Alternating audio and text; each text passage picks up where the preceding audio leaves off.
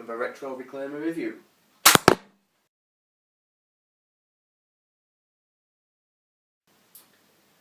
Okay, you'll be happy to know that my camera is not broken. Yeah, I was supposed to hit the camera, but not bang on right in the lens. That was just a brilliant shot. I wish I was that good on games. It just comes naturally to me with that thing. Best toy I've ever had. Should probably do a review on that. Might get more views than the bloody Xbox games anyway. So, as the title sort of suggests, Destiny is what we're going to review today. I thought it'd be a good one to move on to. Just because obviously, you know, Bungie used to make Halo, a different company has made Halo, Bungie's now moved on to Destiny. Also, they're two very similar games, set in, you know, it's again spacefaring sci-fi, woo! My favourite sort of, you know, anything to do with Star Wars, anything like that, anything that's out space, planets, all that lot. I always love stuff like that. So, as soon as I heard about this game, I was, you know, it was one for me, I wanted it. Pretty much same with all the Halos, you know, outside in space, Mass Effect, all those type of games I absolutely love. The idea of, you know, you can go travel different worlds and all that lot, straight away gets me tingling. However, this I'm not happy with at all. Pretty much that's sort of my opinion for every Xbox One game that's been released so far. I mean, on the front here, it does say over 180 awards and nominations. I'd like to know what they're for. Obviously, there's not many games to on the Xbox One as of yet to sort of, you know, go up against this. It was quite a highly anticipated game, especially the fact that Bungie had such a massive fan base after Halo. What were they going to do next? A big Halo fan like myself was definitely excited to see what it was. Did they succeed? Should they have stayed with Halo? They definitely shouldn't have bothered making this. Some of you might like it. It's okay, but I'm really disappointed with it.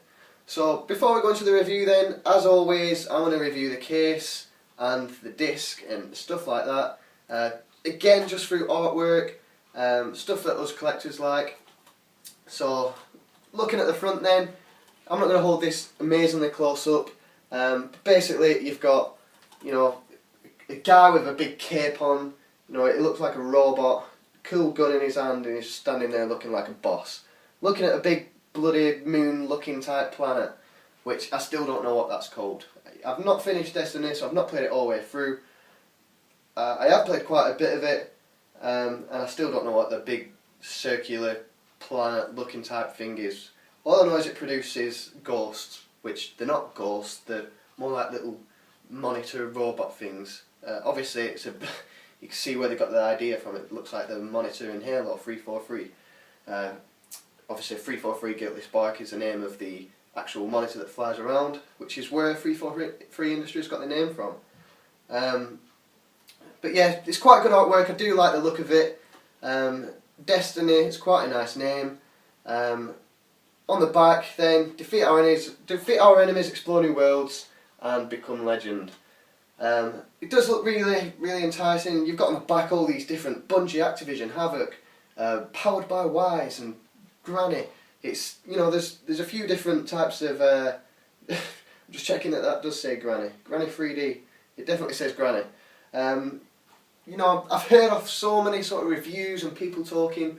Oh yeah, hey, what's Destiny like? Well, basically, it's a you know, imagine Halo and imagine COD mixed together. It's not Halo and COD mixed together, okay? Anyone who says that is just saying that because Activision and Bungie make Halo and make... Obviously, Bungie make Halo and Activision make COD. It's not a mixture of them both. It's a complete different game. It's a complete different, you know, type of game. It's nothing to do with the other two games itself. So, looking inside then, again, we've got quite boring artwork on the disc. Again, a lot of you are probably not too bothered about that. Whereas collectors like myself, no manual again, which is quite disappointing. However, you've got an expansion pass. So I didn't get this game when it first came out, so I don't know if they all came with this. But to be honest, I think it is a load of rubbish. The fact that, you know, you pay 40, 50, sometimes £60 for a brand new game that's just come out. You're already paying your fees online to play the game.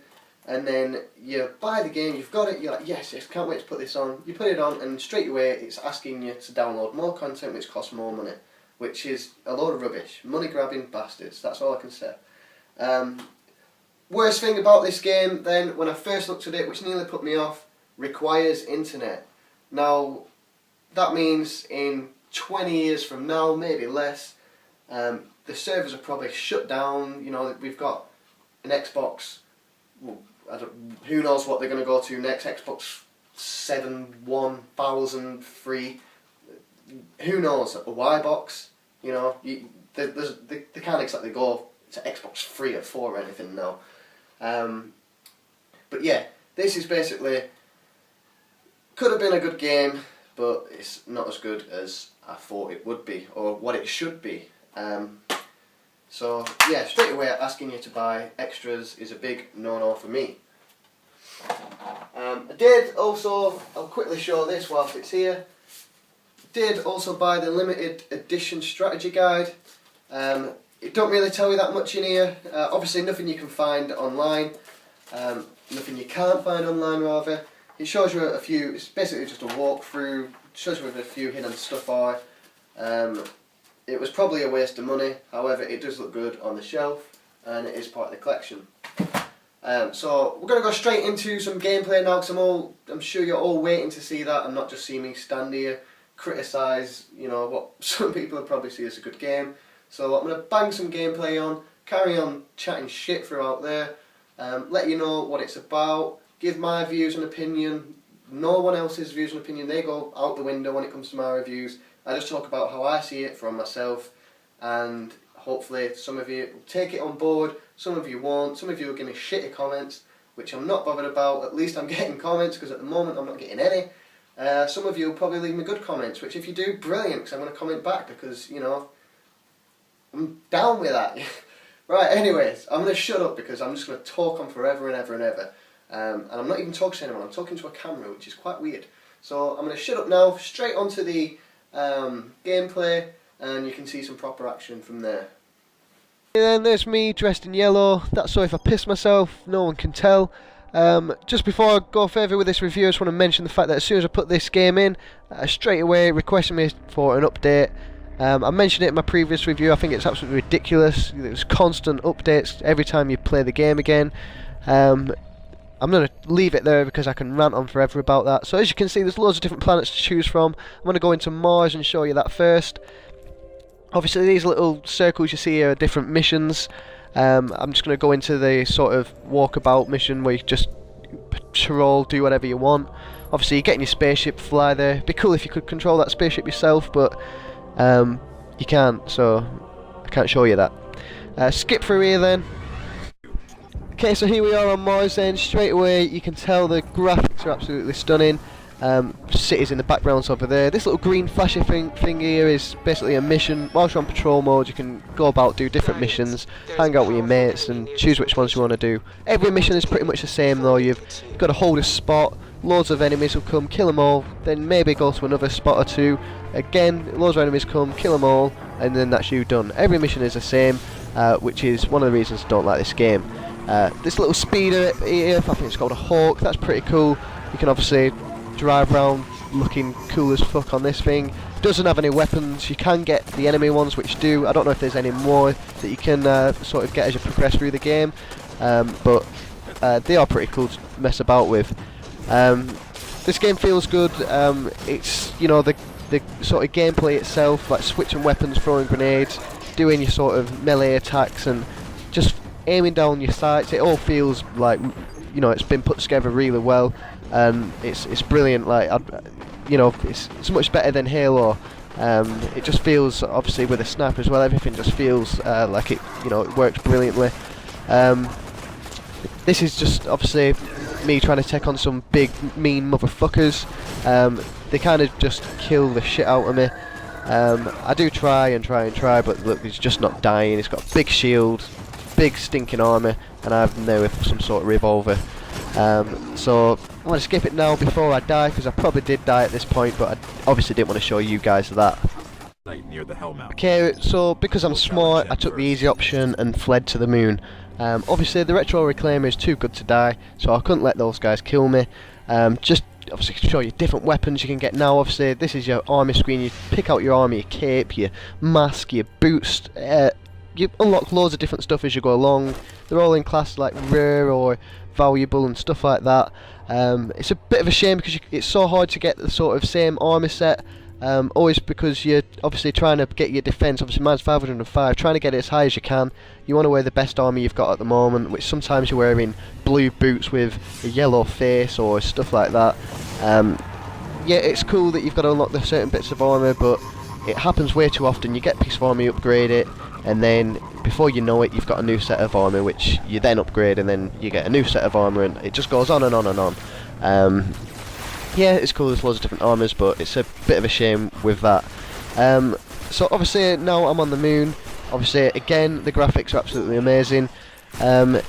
It's, you know, it's absolutely amazing the fact that you can choose where you want to go. I love that part about this game. What planet you want to go to, you know, if you want to carry on with the story. Not that there's much of a story, it's basically just a few shitty cutscenes and then the same mission over and over again, except different enemies and different scenery.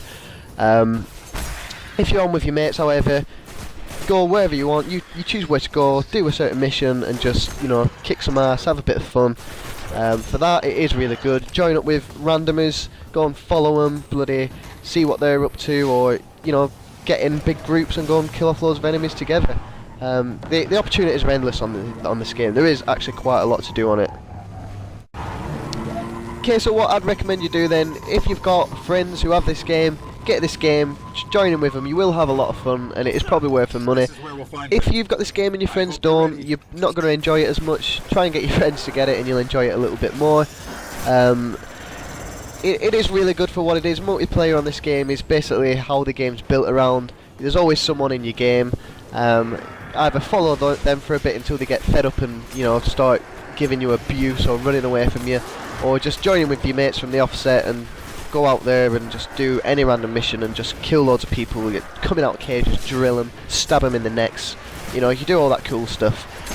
For me personally though, single player is sort of, you know, my favourite part of any sort of game.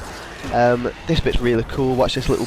This is my ability blade dance. You can just run around. If the whole game was like this, I'd give it a 10 out of 10, hands down. But yeah, it's single player is just not there. The story's not there. I wish it was. It could have been really good. However, they've not really thought that much into it.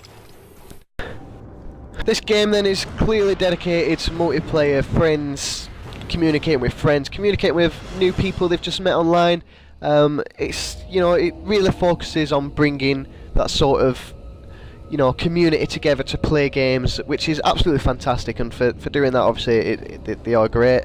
Not only does it let you play your story and sort of missions online, it also gives you the opportunity to go into what they call arena. I think this is Clash. This is sort of team deathmatch. Basically, like any other team deathmatch game you've played, where you can, you know, 4-on-4, 6-on-6. I think this is 4-on-4. You know, one team against the other. There's one sort of bad sort of thing. It could be a good thing in a way, but there's no colours to determine what team is yours and what team's theirs. Everyone just looks the same. But you know, it sort of integrates your character you use from single player story into multiplayer itself. Obviously, there's me in my yellow piss suit. I think that's absolutely brilliant. So you can show off your armor, show off your weapons you use. Basically, everything you unlock or buy or use throughout your single player story, you can then come to the arena with that sort of equipment. So that's, you know, that's fantastic. Obviously gives you the upper hand. If you've got, you know, big beaksy ass weapons like this I've got on my shoulder, you obviously a sneaky bastard like that comes and kills you straight away. Yeah, it's, you know, he's obviously got a better weapon than me. That's, you know, Retro Reclaimer doesn't die, I've told you this. The only reason that I died then is because he was sneaking, he was screen watching. That's what he was doing. He was screen watching. He's got a camera on my back wall and he's watching me from there. So I'll go back to my special ammo again. But, you know, as it's saying on screen, I've got no special ammo, so I don't know what happened there. Maybe it was a different type of ammo, but anyway, I couldn't use that rocket launcher thing, whatever it is, a big ass gun.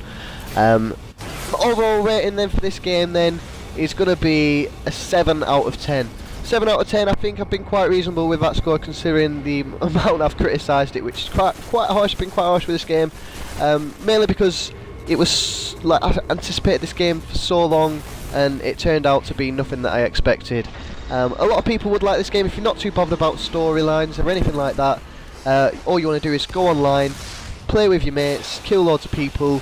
This game is hands down one of the best games you'll play. It does perfectly with stuff like that. If you like reading, if you like stories and getting into a new sort of world, like new characters, good storyline, don't even bother with this game because it doesn't give you that at all. That's sort of my review on it then. Hope you enjoyed the video. Any more requests for different Xbox One games, I'm happy to take on board. Keep watching for more videos. Thank you.